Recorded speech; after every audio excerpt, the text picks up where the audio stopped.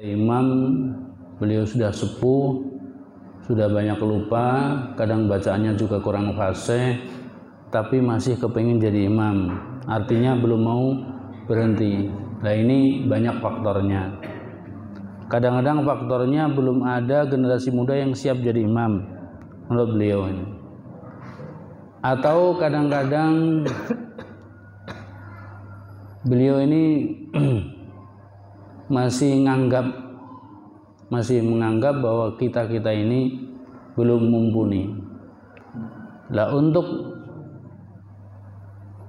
menyelesaikan masalah ini banyak cara. Intinya kita jaga adab dan kita jaga sopan di hadapan beliau, karena beliau sudah berjasa, sudah lama membimbing masyarakat. Jangan sampai tersinggung. Caranya bagaimana? Kita yang muda, kita deketin mereka. Orang sepuh-sepuh ini kita dongkapan, kurang dongkapan di Bumina, orang istilah nama sowan cek bahasa Jawa mah. Terus orang ngobrol. Kadang-kadang kalau kita udah ngobrol dari hati ke hati, ini beliau akan lunak.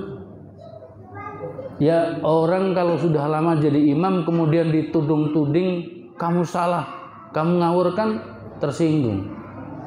Tapi kalau kita mau datang dengan baik-baik, menceritakan masalah umat ini, gimana masa depan umat ini, perjuangannya, dakwahnya, dan saya ini orang muda minta bimbingannya, minta arahannya, kepengen meneruskan perjuangan orang-orang tua, jangan sampai ini terputus. Insya Allah dia akan legowo, dia akan merasa bangga punya generasi muda yang punya kepedulian tentang perjuangan Islam. Tidak mungkin dia ngomong, udah pokoknya saya saja sampai mati. Tidak mungkin itu dia bilang seperti itu. Ini menurut keyakinan saya. Dan semua anak santri yang kebetulan pernah ngomong kepada saya masalah begini Pak ya, itu saya suruh begitu, udah kamu datang aja ke beliau, datang dengan baik-baik, sampaikan, kita sampaikan masalah-masalah masyarakat yang ngajinya kurang, bacaannya kurang benar, kita sampaikan kepada beliau. Kan otomatis beliau kan udah tua, pasti ngomong, ya udah kalau ente punya waktu, kamulah yang bangkit. Masa saya terus nanti saya udah tua, mati siapa yang ganti? Pasti bilang begitu. Nah, ketika kita sudah mendapat mandat secara tidak resmi dari ngobrol seperti itu, kita ini seakan-akan punya amanah, punya kepercayaan dari beliau untuk ikut-ikut memperjuangkan syariat Islam. Dan nanti beliau ini pasti melihat dulu, tidak langsung sekarang aja kamu jadi imam, tidak begitu. Ya kan soalnya punya perasaan, tidak mungkin orang luka perasaan nggak mungkin mau. Pasti beliau ini melihat dulu perkembangannya anak ini, ketika dia ngajarnya istiqomah, pelajarannya cocok, sopan santunnya baik. Nanti lama-lama dia bilang udah kamu aja yang jadi imam lah, saya udah tua, saya kurang mau, tidak digre. Jadi dengan cara seperti itu insya Allah gul. Saya sendiri, saya seumur saya umur 60-an lah, tapi perasaan masih muda. Itu bacaan kalimah-kalimah itu sudah banyak yang pada lepas. Untuk membaca fasih Al-Quran itu banyak yang mulai berkurang gitu. Ya barangkali berapa persen lah. Ini kalau saya bersikukuh harus jadi imam sampai mati. Iya kalau cepat mati. Kalau lama gak mati-mati. Udah setengah pingsan masih mau jadi imam kan repot.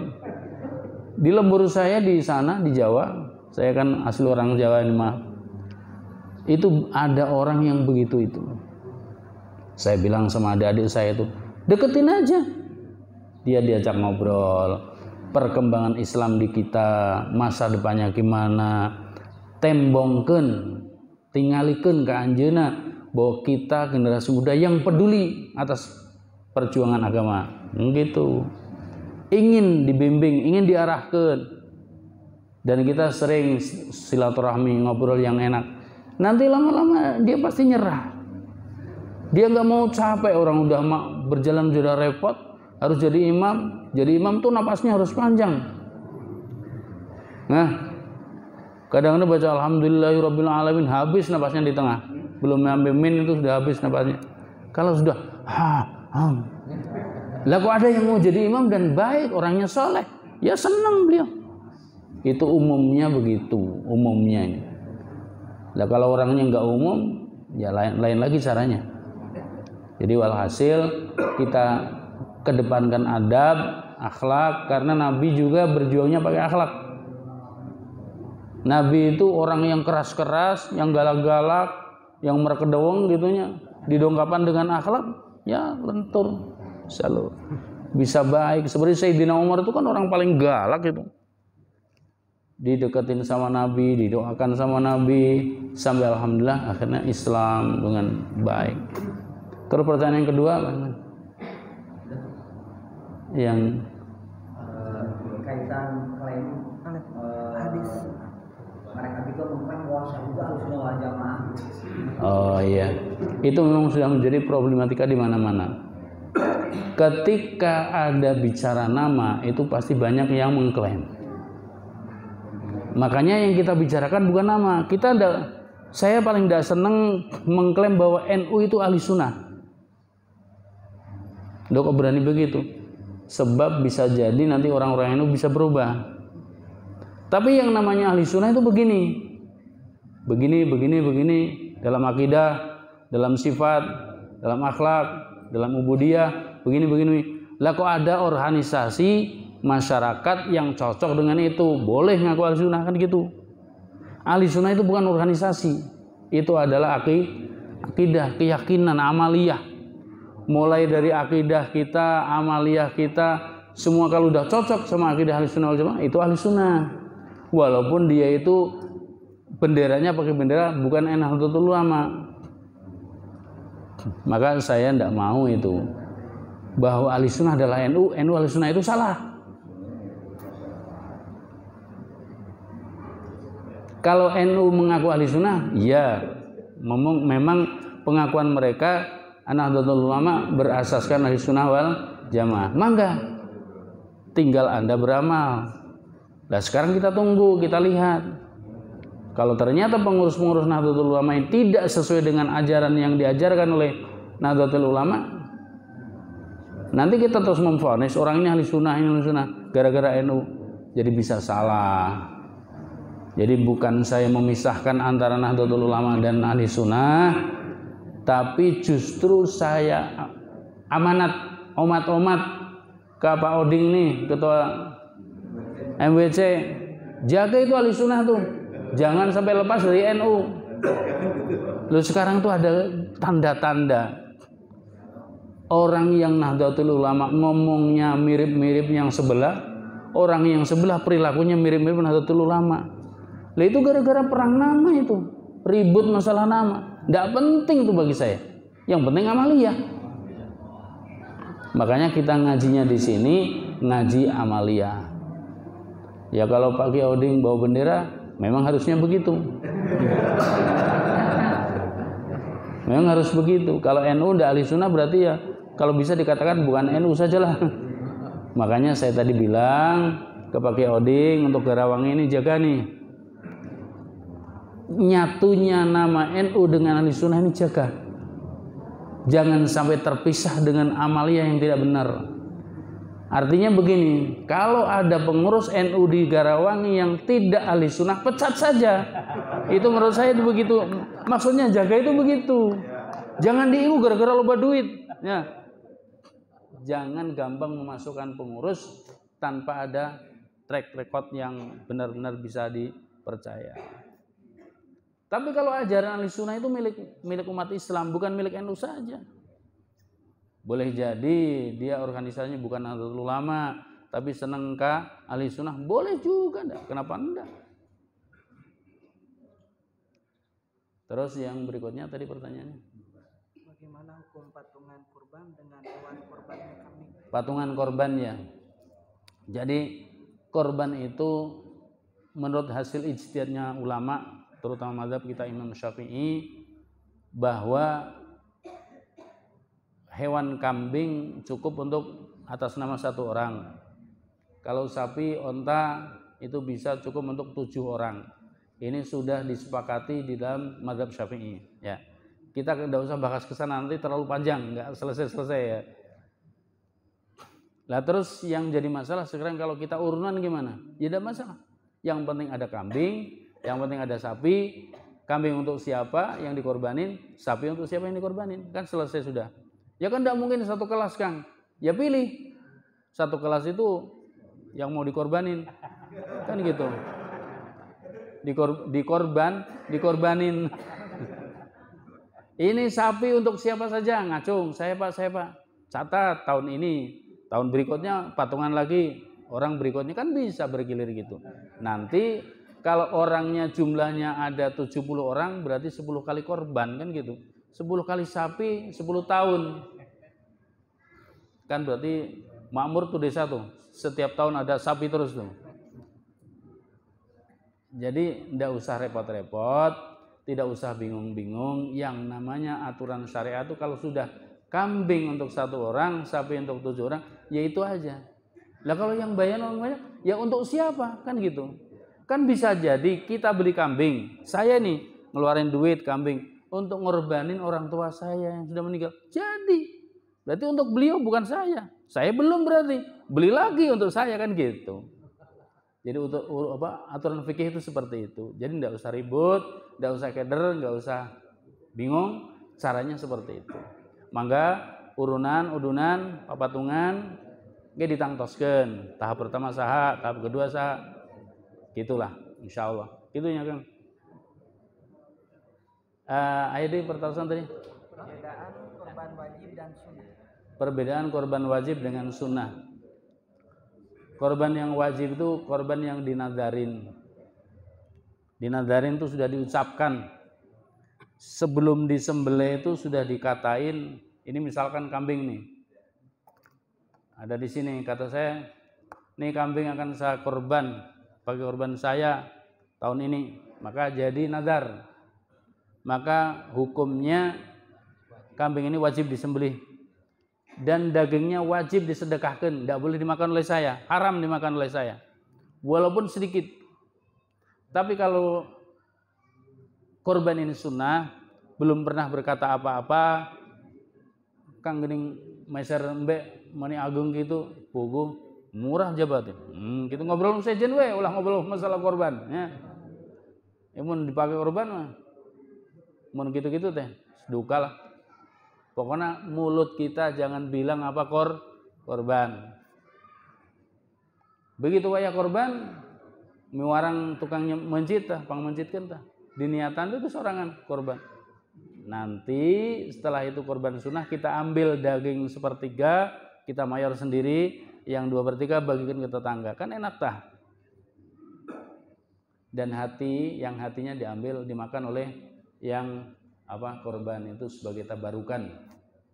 Cuman menjaga masalah begini sangat sulit, biasanya sangat sulit. Makanya kalau beli hewan korban jangan terlalu lama jaraknya tuh. Misalkan rayagung masih sabulan deui, entong waka geus disimpen kana jero hate endongan ditawaran Kang bade masar ieu pilih korban paduh seuri we gitu. Hargana sabaraha deui? Aya padunanya harga mah nu isanu ieu sanu ya sige kumaha engke we lah. Kau kabujeng naiknya. Justru lamun tos caket malah turun. Sebab anjeunna khawatir henteu pajeng. Jadi orang nawarna enak. Ayeuna hari sebab alhamdulillah ya, waktu mencit korban tuh aya tanggal 10, 11, 12, 13. Lamun tos tanggal 12 tuh, pedagang tuh rada panik tah, bising teu payu. Sok aya dibikeun saanu kadiekeun. Korban sugan kumaha engke we. Itu si kadiekeun pencit bread dahar bareng-bareng pahala korban kengeng, sedekah kengeng, daging kengeng gitu. Jadi non hukum itu terserah orang nganggona, terserah orang ngalaksanakeunana, ulah dibikin keder, ulah dibikin bingung, kumaha cek urang gitu. Sakitunya jelasnya. Bismillahirrahmanirrahim. Assalamualaikum warahmatullahi wabarakatuh. Waalaikumsalam.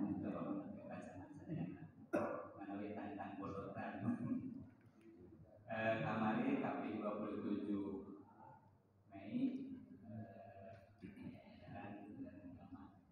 bahwa tanggal 7 jam 16 sinar matahari pas di atas dan kami mengukur arah kiblat. Pada saat itu mungkin tingkat akurasinya yang lebih bagus dan disenangkan seluruh Indonesia termasuk kecamatan Garut saya hampir kecamatan Garawangi diukur dan kami bom salah diukur di antaranya kan yang biasa seperti yang rasul kata gunakan ukuran menilai kami anak kiblat berbalik dari perubahan di nanus pemain ini dia kan harusan hukum tersebut apa ternyata dikalibrasi diukur geser seperti belajar kata melalui gunakan melalui saya dalam melalui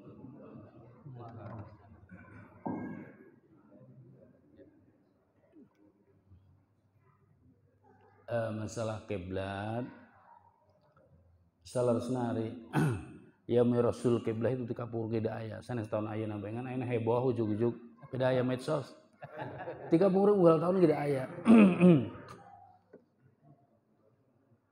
ti zaman merdeka ge aya cuman orang nama teu apal kapungkur mah ayeuna mah teu saya kalender. Adapun masalah arah kiblat itu dalam fikih aya dua pendapat. Aya wajib istiqbalu ainil qiblah, aya nu wajib istiqbalu jihadil qiblah. Aya teori jihad, aya teori ain. Ain itu harus benar-benar misalkan iya Ka'bah. Orang kedah lempeng. Kalau jihad ini posisinya di timur, orang di kulon, nu penting mayun ngetan. Orang di wetan, kiblat di kulon, nu penting mayun ngulon. Itu beres. Nah, para ulama di Indonesia di Kampung Goroge itu tidak mempersulit masalah itu. Jadi nu penting menghadap ke jihad arah mayun ka kulon wis beres. Lah itu kanggo memutus perselisihan pendapat. Lamun orang kudu mayun ka ainul Ka'bah itu kan kudu merlukan macam-macam. Bisa tepat, bisa henteu kan gitu. Tapi lamun orang nganggo teori nu gampang, nu penting mayun ka kulon we lah. Di orang di Indonesia posisi kan timurnya. Arah timur kiblat. Kiblat berarti arah kulon. Terus masyhur bahwa kiblat itu posisinya sanes kulon lurus. Kulon rada melenceng ka kaler 30 derajat di Indonesia itu, di Pulau Jawa khususnya. Nyantos mana paling gampang itu orang ninggal panon poe surupna di mana, bijilna di mana, surupna di mana, itu paling gampang. Lamun tos terang kulon geser ngales beres. Jadi tegedah pas. Lah adapun dina kalender itu termasuk menolong. Itu. Supados urang teh dina salahna kita sakedik lah. Soalnya lamun orang jarak tebih itu geser satitik saja di Ka'bah itu geser sudah ratusan kilo di Indonesianya. Di Indonesia geser satitik itu di situ sudah seberapa kilo gitu. Makanya lamun kepengen ainul qiblah itu tetap sulit. Aya nu berpendapat gitu bahwa tidak mungkin istiqbalu ainul qiblah terkecuali di payunan Ka'bah. Orang ayat di Masjidil Haram, ini Ka'bah, kita sholat menghadap kiblat itu jelas istiqbalu ainil Ka'bah, ainil qiblah gitu. Kalau dari jauh ya jihad. Paling aman itu jihad. Dan jihad itu kan luas. Kata-kata kulon itu kan lebar. Bisa geser sautik. Numawi kapungkur waktu heboh-heboh masalah masjid dirarubah. Aya aktivis nu ngadarong kapan diunggal masjid di garisan bikin masalah itu teh. Soalnya dina fikih maharibul muslimin atau mihrab paimbaran masjid orang Islam bisa menjadi patokan bahwa tidak mungkin orang di dia atau orang non desa non desa tembong ngademel paimbaran mayu ngaler pan mungkin pasti kakulon sanaos orang menurut orang asa salah ya dah orang jauh tak apal arah. Jadi masalah kiblat tekenging dipersulit diperuncing ya geser sogedak-sogedik mau wajar sebab orang posisinya jauh. No penting jihad arah-arah mirip gitu baik. Oke, kanggo takbirna, kanggo penjelasan kitabna, oke sugan insyaallah aya waktu di Korean penjelasan masalah jihad sareng ain. Ya. Itu ada dua teorinya, jihad sareng ain. Kalau jihad itu arah, berarti kiblat di kulon, mayun kulon beres. Kalau ain harus benar-benar siteng, cek bahasa Jawa, pas, tidak boleh geser 1 senti pun, boro-boro 1 senti. 1 titik saja di Jawa Anjo ke Mekah gesernya bisa berapa kilo gitu. Dan itu menurut ulama tidak mungkin ainul kiblah kecuali di pinggir Ka'bah. Oke, insyaallah dipangmilariankeun penjelasanna bilih hoyong puas. Sakitu panginten. Aya di pertanyaan.